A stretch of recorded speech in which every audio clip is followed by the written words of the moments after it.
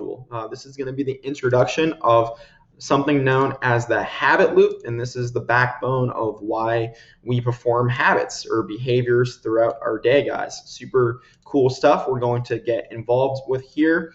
So we have to understand this habit loop if we want to build healthy habits and if we want to break bad ones, guys. So anytime we engage in a habit, there's a cue, there's a craving, there's a response, and there's a reward, something that we can obtain from doing that behavior, right?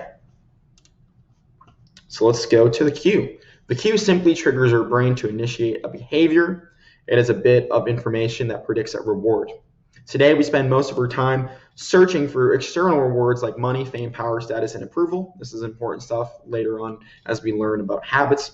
Our brain is constantly looking for a reward. Your mind is continuously looking for an internal and external environment, searching through your environment for hints of where rewards are located. This is super important, guys. So basically, throughout the day, our brain is literally looking for where rewards are hidden. Because the cue is the first indication of where a reward is located, it naturally leads to the next thing, which is your cravings. How many of you guys have cravings? Say I. Everyone has cravings, right? Why cravings exist? Cravings are the motivational force behind every habit, right? Without some level of motivation or desire, or without craving a change, we have no reason to act, right? What you crave is not the habit itself, rather the change in state it delivers, the feeling that we're going after, right?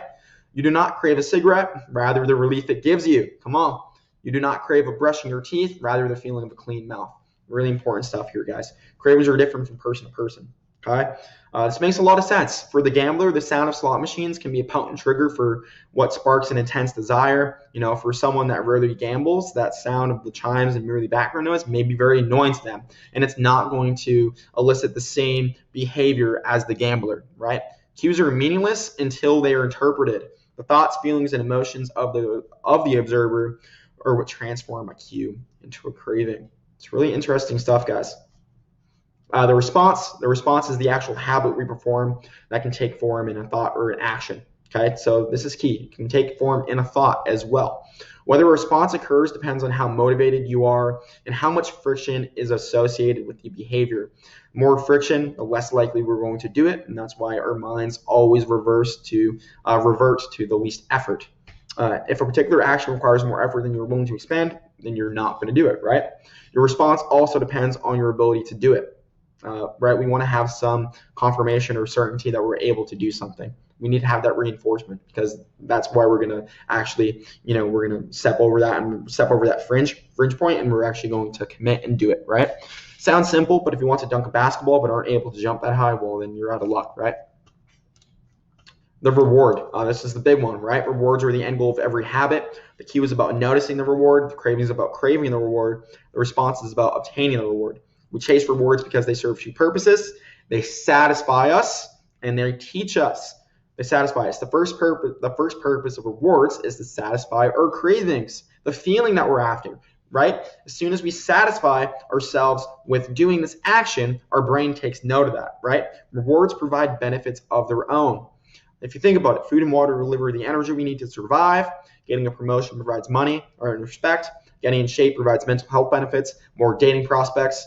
The immediate benefit is that rewards satisfy our craving to eat or gain status or approval. Goes back to wanting to feel important, significant. We do everything to try to fill our identity of where we want to become, right? Or desired state to our outcome, right? That desired state is what we're trying to achieve. They teach us. Rewards also teach us, right, with which actions are worth remembering. This goes back to the feeling, right? Our brains are reward detectors. Our brain is always looking for which behaviors satisfy our cravings and desires.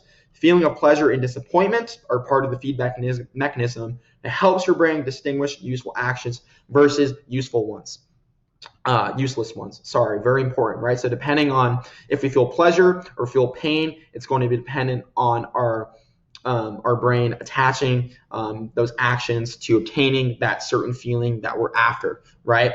Takes note of that. But if it's painful, then our brains are going to be like, no, I don't want to do that. I don't need that anymore, right? But if it's pleasurable, it's going to attach that meaning, okay? Very important stuff, guys. This is the habit loop.